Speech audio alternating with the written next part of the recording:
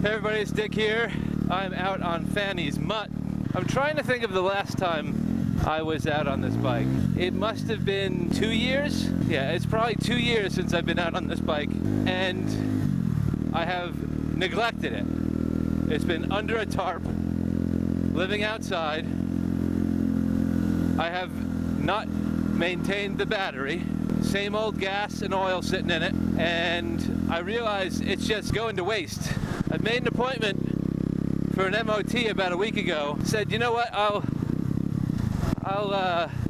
put a service on it over the weekend and then bring it down to the MOT in the morning. The weather was absolutely horrible, and I just procrastinated and didn't put the service on it.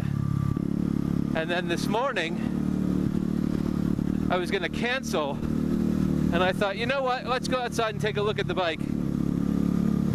I siphoned out the gas, put in fresh gas, checked the spark plug, changed the oil and the filter. It took like 15 minutes.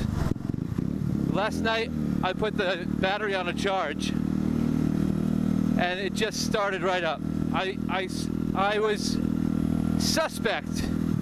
I was a bit reluctant to buy a Chinese clone back in 2018 and pay the premium that Mutt puts on top of all of it. But I have run this thing through the ringer and then neglected it for 2 years.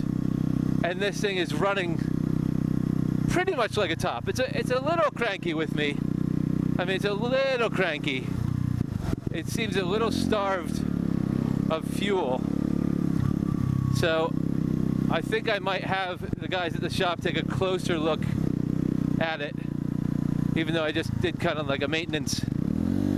I feel like I gotta keep the throttle open a little bit and get some fuel through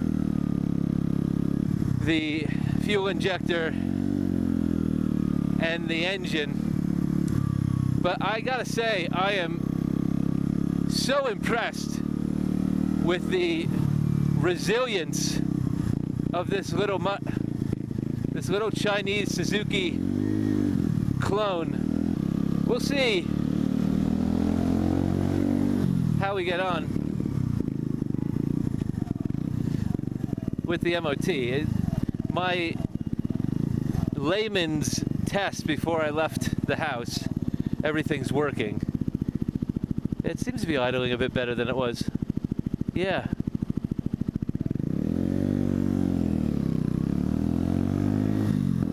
So for those of you who have watched my channel before, you'll know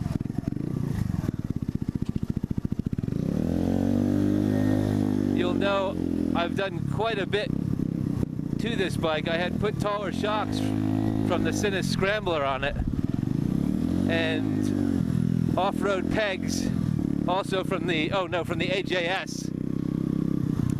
I put these guards on the handlebars and some engine guards off of a mash that I got from France.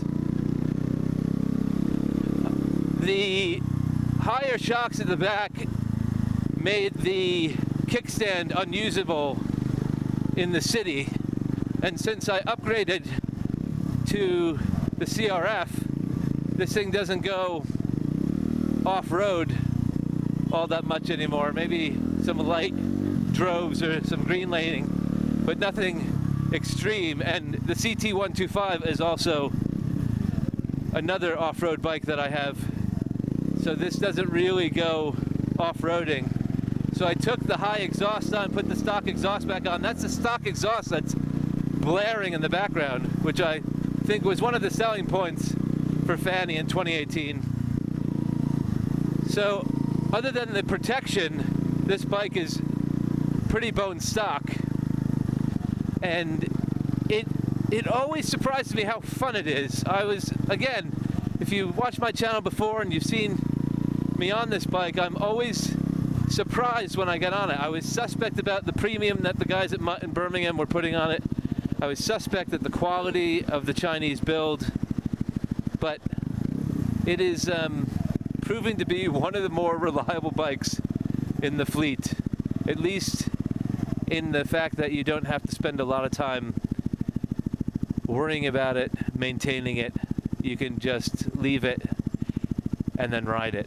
It was funny, I was looking at reliability charts for motorcycles, and BMW gets a bad rap for reliability, and the Japanese get a good reputation for their reliability. And really, BMWs are reliable if you follow their German engineered maintenance schedules, where the Japanese, they have designed a machine where they assume that the owner will not maintain it, either by a lack of responsibility or a lack of facility. And I think the Japanese and the Chinese making these bikes for overpopulated urban populations and underserved rural populations means that they have to be reliable